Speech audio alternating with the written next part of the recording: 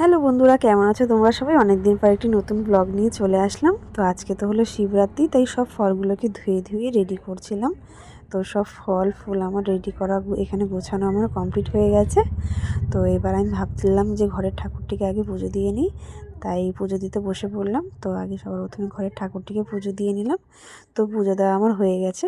তারপর এবার শিবের মাথায় জল ঢালার পালা। তো আমার এই ছোট্ট শিবটাকে বসিয়ে দিলাম জল ঢালানোর জন্য।